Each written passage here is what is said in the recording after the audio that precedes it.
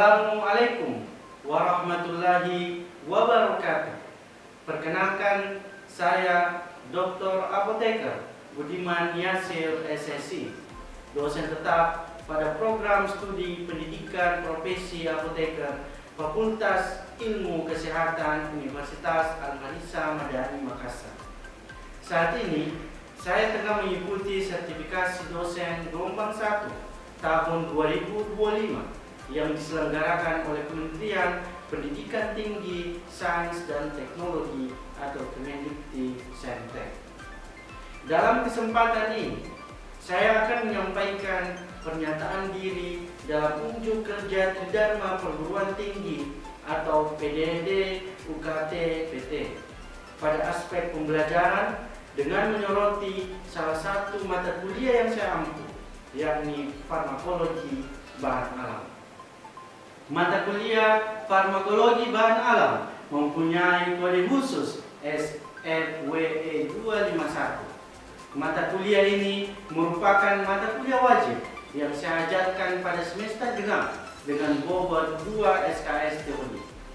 Tujuan utama dari mata kuliah ini adalah untuk memberikan pemahaman dan meningkatkan kemampuan mahasiswa dalam menjelaskan peranan bahan alam dalam pencegahan dan pengobatan berbagai penyakit.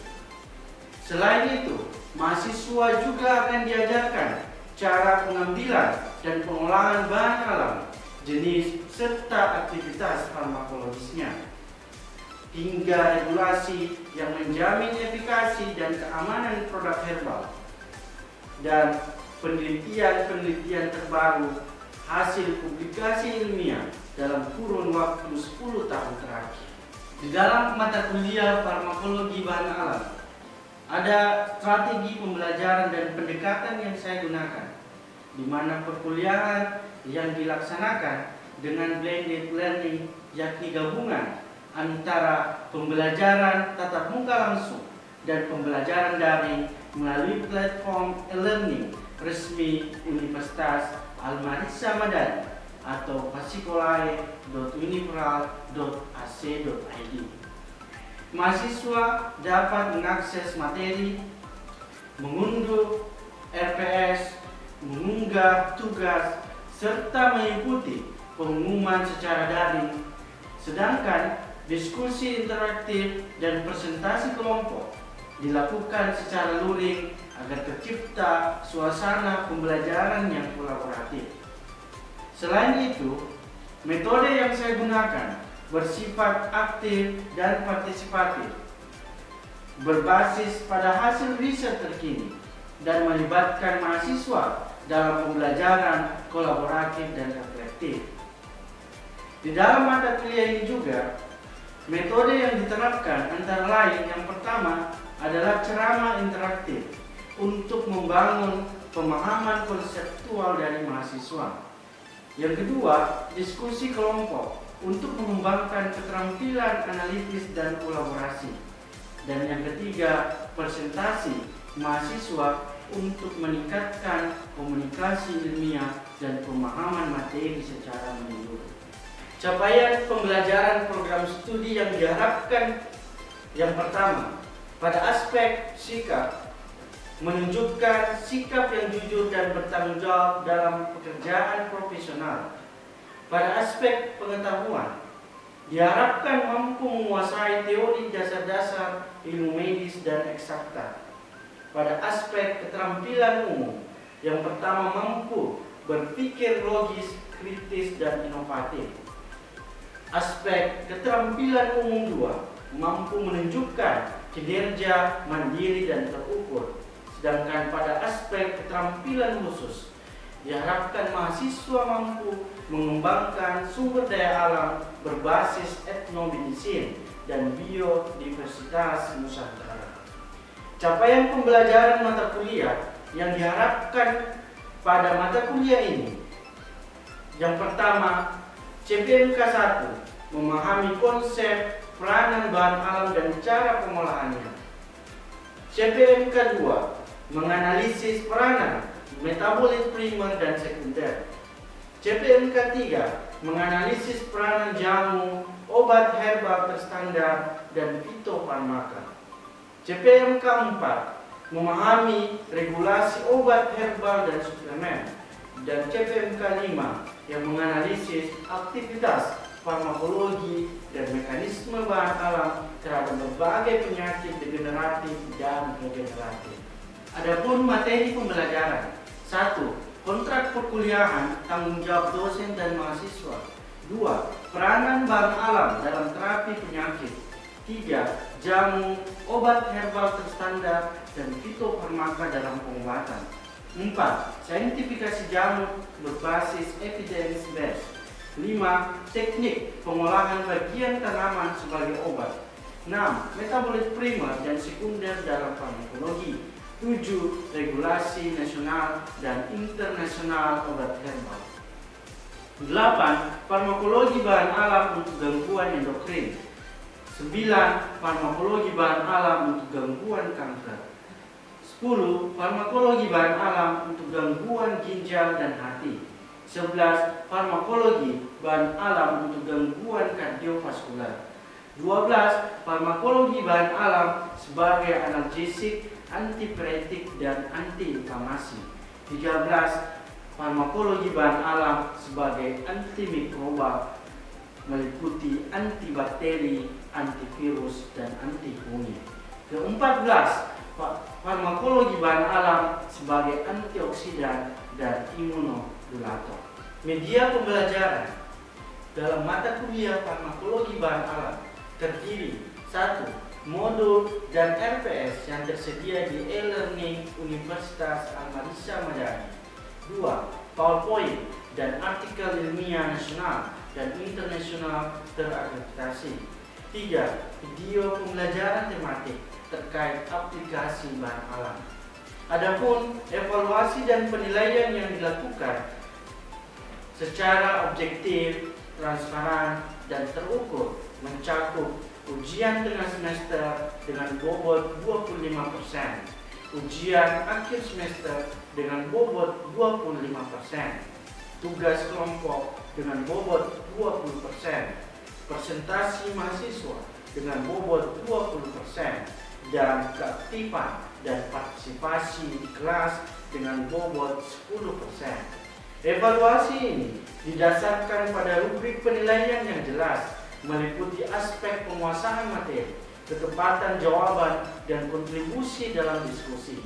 Hasil penilaian ini disampaikan sebagai umpan balik konstruktif untuk meningkatkan capaian pembelajaran setiap mahasiswa.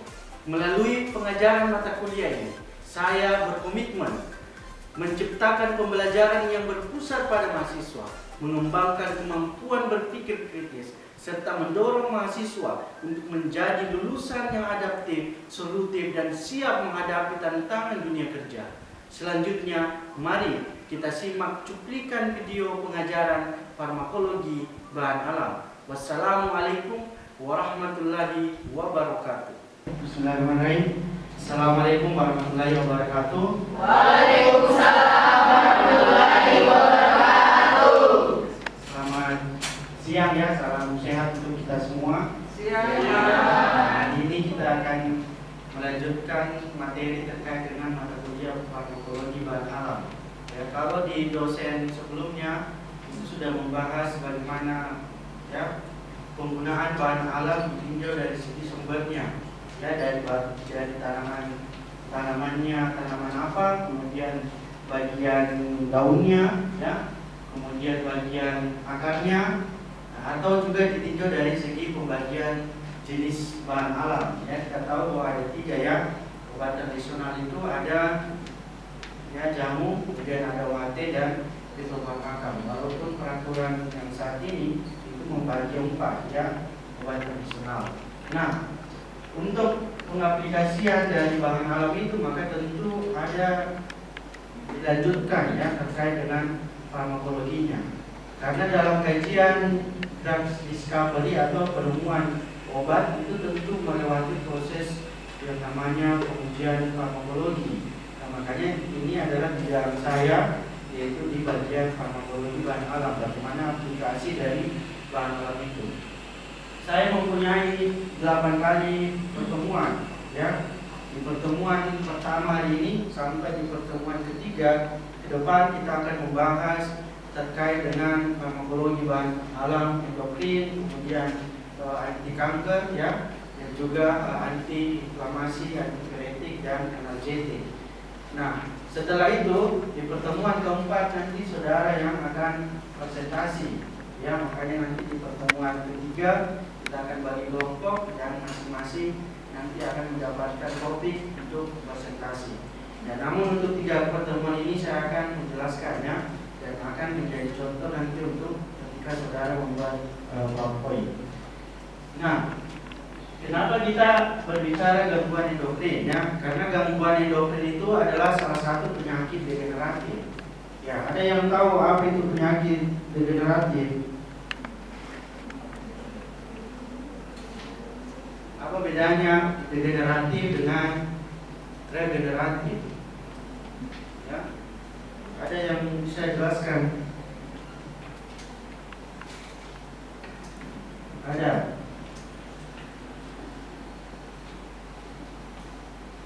Ada.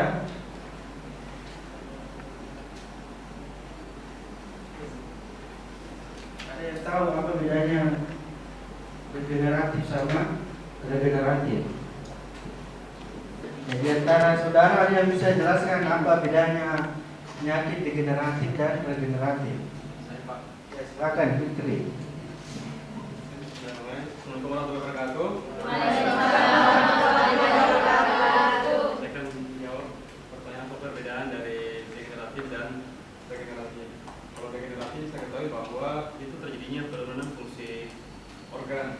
Kemudian kalau regeneratif berarti adanya perbaikan atau mengganti dari regenerasi dari sel itu sendiri. Begitu menurut saya Pak. Sekian dan terima kasih. Wassalamualaikum warahmatullahi wabarakatuh. Ya, pada dasarnya kalau regeneratif itu diturunkan, ya. Kalau degeneratif itu ya tidak diturunkan, tapi biasanya karena pola hidupnya kita, ya. Makanya orang yang menderita diabetes, ya, itu bisa saja diturunkan kalau pola hidupnya kita sama dengan orang-orang tuanya kita, ya. Kalau kita satu keluarga kan ya, kalau banyak konsumsi daging, banyak konsumsi gula, ya begitu juga dengan ya anak-anak kita, maka berpotensi menderita diabetes ke depan, ya. Kalau regeneratif ya itu seperti penyakit kanker, ya, yang diturunkan ke anaknya. Nah, sekarang kita lihat, karena kita berbicara endokrin, maka kita berbicara organ-organ yang menghasilkan endokrin atau organ yang menghasilkan hormon. Itulah yang disebut dengan endokrin, ya. Di dalam tubuh manusia itu banyak, ya, organ yang menghasilkan hormon, yang mulai dari atas kepalanya kita, ya. Ada pineal, ada pituitari, ada tiroid, ya. Tiroid yang menghasilkan, ya, hormon tiroid, ya, muncullah penyakit gondok, ya, atau biasa gondok beracun. Kemudian ada timus, ya. Kemudian ada di ginjal adrenal yang menghasilkan hormon adrenalin, ya. Kemudian pada pria ada hormon di testis ada hormon testosteron, ya. Di perempuan, ya, ada hormon estrogen dan progesteron, dan di pankreas ada hormon insulin dan glukagon dan juga somatostatin. Ya, tetapi di hari ini kita hanya fokus membahas terkait dengan hormon insulin, ya, atau organ pankreas yang menghasilkan hormon insulin sehingga menyebabkan gangguan endokrin, yaitu penyakit diabetes. Nah, sekarang kita lihat, ini adalah prevalensi yang terjadi di dunia, ya. Bahkan diperkirakan, ya, pada tahun 2030 nanti akan meningkat 3 kali lipat, ya, penderita diabetes. Kemudian pada tahun 2030 menurut WHO itu akan justru meningkat menjadi 21,3 juta, ya. Atau menurut IDF atau International Diabetes Federation yang ada di Amerika, ya, pada tahun 2045 menjadi 16,7 juta. Ya, kemudian menurut WHO, ya, sama, ya, meningkat 21,3 juta, dan ini juga prediksi pada tahun 2019 sampai 2030 maka juga akan mengalami peningkatan. Ya, kenapa ini bisa terjadi? Maka ya paling berperan adalah ya pola hidupnya kita, ya, konsumsi makanan, minuman, ya. Kalau kita di Indonesia itu kan kalau makan, ya, kita sudah makan nasi, ya, itu kan mengandung banyak karbo. Habis itu minum lagi jus, ya. habis itu ada yang minum teh manis lagi ya, habis itu nanti makan lagi cemilan ya, pisang goreng atau kue-kue, itu berarti 3 kali lipat gula yang kita masukkan ke tubuh kita. Ya artinya ya berarti ini adalah faktor risiko diabetes di masa depan. Nah sehingga kalau pola ini yang kita lakukan maka nanti akan berdampak ya terjadinya kerusakan di pankreas atau justru kerusakan di sel beta atau reseptornya. Nah sekarang kita lihat posisi pankreas itu berada di belakang lambung ya. Kalau saudara pernah membedah ya di praktikum farmakologi, membedah mencit, tikus ya, untuk menemukan pankreas ini sulit ya. Harus pankreas terlebih dahulu yang diambil. Ya kenapa? Karena dia bentuknya tipis ya, seperti jaring laba-laba. Makanya kalau saya mau melakukan riset terkait ini, maka ya biasanya kita melakukan insisi ya, pembedahan di perut di bagian kiri, yaitu langsung dibalikkan itu lambungnya, maka dia menempel di situ. Tapi kalau saudara nanti ambil terakhir, ya maka saya pastikan saudara akan temukan pankreasnya, ya saking tipisnya dia dan juga saking kecilnya dia. Nah, sehingga ya tadi saya sampaikan bahwa untuk menemukan ini maka ya ini yang terlebih dahulu kita harus ambil. Nah pankreas kalau diperbesar maka bentuknya seperti ini. Makanya istilahnya adalah islet of Langerhans atau pulau berbentuk pulau-pulau Langerhans. Apa isinya? Ya ini ada namanya acinus, kemudian ini islet dan bulat-bulatannya. Nah kalau islet ini diperbesar lagi maka akan muncullah beberapa sel ya. Di sini ada sel beta, ada sel alfa ya. Sel beta ini yang berwarna kuning atau orange ya. Sel alfa ini yang berwarna merah. Sel yang hijau ini sel delta, kemudian sel F ya. Masing-masing sel ini mempunyai peran penting dibagi di tubuhnya kita. Tetapi dalam kajian kita ada 2 sel yang sangat berperan. Itulah yang menjaga homeostasis ya, yaitu sel beta yang menghasilkan insulin, sel del alfa yang menghasilkan glukagon. Keduanya ini mempunyai efek yang berlawanan. Ya, kalau insulin menurunkan gula darah, kalau glukagon meningkatkan gula darah. Inilah yang mengatur keseimbangan gula kita di dalam tubuhnya kita. Makanya tidak ada orang itu kalau tiba-tiba tidak makan 13 jam, ya 2 hari, 3 hari itu tidak ada yang langsung meninggal. Ya, kenapa? Karena aktivasi glukagon ini akan dinaikkan, lipid akan diambil ya, glikogen akan diubah di hati ya, sehingga terbentuklah glukosa kembali dalam darah kita. Glukosa ada dalam darah maka kita bisa beraktivitas ya, membentuk energi. Ya makanya kalau sudah habis lipidnya kita ya, makanya kan biasa kelihatan seperti tulang ya tubuhnya kita. Ya, kalau kita tidak makan ya lama-lama itu yang menyebabkan kita mengalami kematian. Nah, sekarang kita lihat peranannya. Ya, jadi kalau saudara lihat bentuk seperti ini artinya menghambat ya, yang garis datar. Kalau dia bentuknya segitiga itu berarti mengaktifasi. Ya, kita lihat contoh yang pertama. Sel beta menghasilkan insulin, berarti dia itu menghambat lipolisis, menghambat gluconeogenesis, tapi melakukan glukos uptake. Ya, berarti kalau ada insulin ya dia melakukan glukos uptake, berarti penimbunan glukosa yang ada di jaringan adiposa, penimbunan yang ada di sel otot itu diambil kembali. Diambil kemana? Ya nanti kita lihat di slide berikutnya. Nah kemudian glukagon. Glukagon apa peranannya? Yang pertama adalah mengaktifasi gluconeogenesis dan mengaktifasi lipolisis. Jadi 2 ini yang berperan penting. Nah kalau kita ilustrasikan yang seperti ini ya, ketika terjadi gula darah meningkat, maka ya tubuh akan mendeteksi bahwa darah itu tinggi gulanya.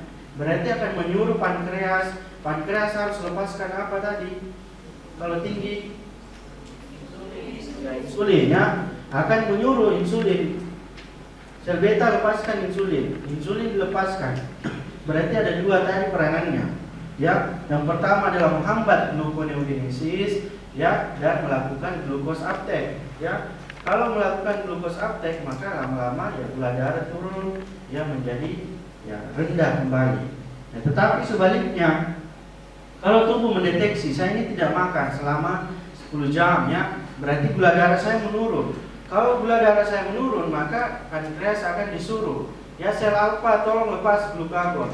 Glukagon dilepaskan, maka apa yang terjadi tadi yaitu melakukan gluconeogenesis. Ya, jadi glikogen, ya ini yang dirombak menjadi glukosa. Glukosa kemudian dilepaskan kembali ke dalam darah sehingga ini menjadi tinggi kembali. Ya, itulah kenapa kita juga dilarang makan sebenarnya pada malam hari ya. Kenapa? Karena aktivitas ini meningkat. Gluconeogenesis itu jalan pada malam hari. Ya, makanya kalau saudara mengkonsumsi obat simvastatin juga, ya itu kan menghambat pembentukan lipid ya. Jadi ada korelasinya dengan peningkatan glukosa.